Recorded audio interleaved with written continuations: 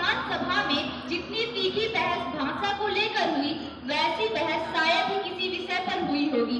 देश की राष्ट्रभाषा, प्रदेशों की राष्ट्रभाषा और अलग दो सूबे के लोगों की संपर्क की भाषा क्या होगी, ऐसे तमाम प्रश्न उठ रहे थे।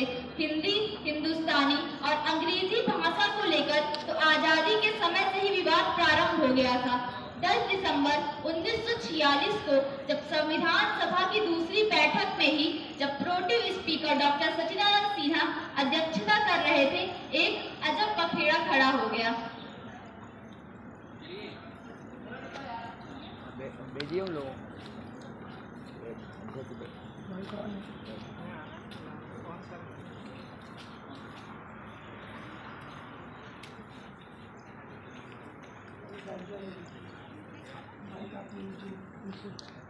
को माइक दीजिए।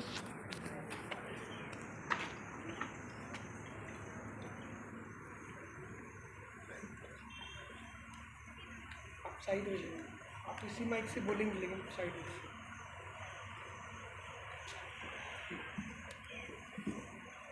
सभापति महोदय, क्या अब यही होगा? सभी अलग अलग भाषाओं के लोग अब इसी तरह देश की गर्व में गिराएंगे? क्या मैं माननीय सदस्य से पूछ सकता हूँ, वो सदन में बात करने का तरीका भूल गए या फिर वो अंग्रेजी नहीं जानते? मैं अंग्रेजी जानता हूँ, परंतु हिंदुस्तानी में बात करना चाहता हूँ। ज्यादातर सदस्य हिंदुस्तानी नहीं जानते। उदाहरण के लिए श्री राजगोपालाचारी जी, ये हिंदुस्तानी नहीं जानते, परंतु हाँ, अंग्रेजी का इन्हें अच्छा ज्ञान है।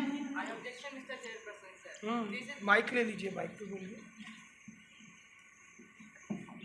I objection, Mr. Chairperson, sir.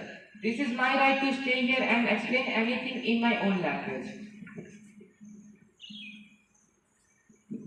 जो लोग हिंदुस्तानी नहीं जानते, उनको सदन में बैठने का कोई हक नहीं है। यहाँ तक कि उनको सदन की सदस्यता ही नहीं देनी चाहिए। ऑर्डर ऑर्डर, आप माननीय सदस्य इस तरह बात नहीं कर सकते। बेहतर होगा ऐसे सदस्य सदन छोड़कर चले जाएं। सभापति महोदय, मेरी सलाह यही है कि प्रोसीजर कमेटी अपने नियम कानून हिंदी में बनाए और उसका अनुवाद अंग्रेजी में किया जाए। I don't tolerate this kind of manner anymore. I don't permit you to proceed anymore. This kind of man not permitted in the house. मैं एक भारतीय होने के नाते मैं उन सबसे अपील करना चाहता हूँ जो इस देश की आजादी के लिए लड़ रहे हैं, वो अपना हर प्रकार का कार्य अपनी ही भाषा में करेंगे, ना कि अंग्रेजी में। I don't want to आपको listen to मेरी बात सुननी होगी, मैं कुछ नहीं जानता, आपको मेरी बात सुननी होगी।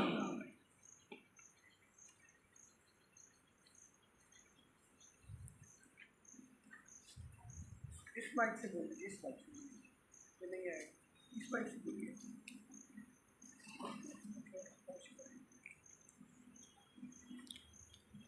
पंडित नेहरू चाहते थे कि हिंदुस्तानी देश की राजभाषा बने और वर्षों से महात्मा गांधी भी हिंदुस्तानी भाषा के प्रचार प्रसार में लगे हुए थे। अपनी शहादत के कुछ दिन पहले ही उन्होंने हरिजन पत्र में लिखा था कि न संस्कृत निष्ठ हिंदी बनाना चाहिए, न फारसी भरी उर्दू, इसे तो दोनों का मिश्रण होना चाहिए। मार्च 1947 में फंडामेंटल राइट्स की बैठक में यह तय किया गया कि हिंदुस्तानी संघ की राजभाषा होगी और सरकारी कामकाज की भाषा होगी, जिसे नागरिक देवनागरी या फारसी लिपि में लिख सकेंगे। अंग्रेजी तब तक दूसरी राजभाषा होगी जब तक संघ इसे कानूनी रूप से जरूरी समझे।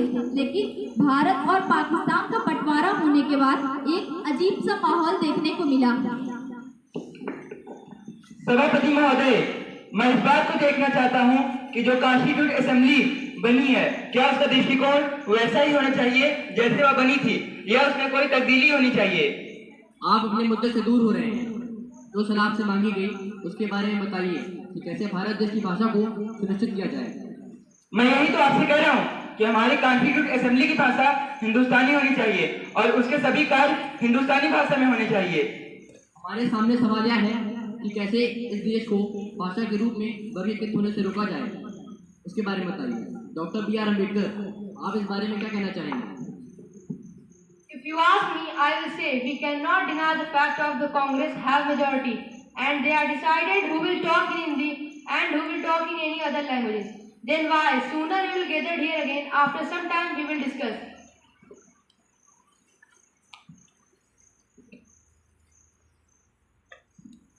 इसके कुछ समय बाद ही कांग्रेस सदस्यों की एक बैठक में यह प्रस्ताव रखा गया कि अब से हिंदुस्तानी नहीं हिंदी राजभाषा होगी। इस पर वोट हुआ जिसमें 32 के मुकाबले 63 वोटों से हिंदुस्तानी हार गई और हिंदी जीत गई। 27 मार्च 1948 का दृश्य।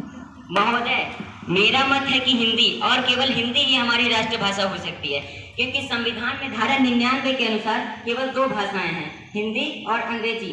जहां तक दक्षिण भारत के सदस्यों का मानना है, मैं मानता हूं सदन की सदस्यता कुछ दिनों तक अंग्रेजी में चलानी होगी, मगर हमारी राष्ट्रभाषा हिंदी होगी और हमारी राष्ट्रलिपि देवनागरी ही होगी।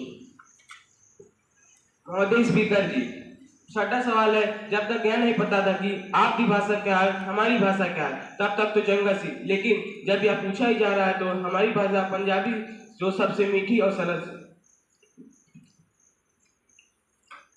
सभापति महोदय जी, हम सबसे अच्छा बंगाली जानता है, पूरा कोलकाता और बंगाल बंगाली जानता है, तो हम भी बंगाली को ही मुख्य भाषा मानता है।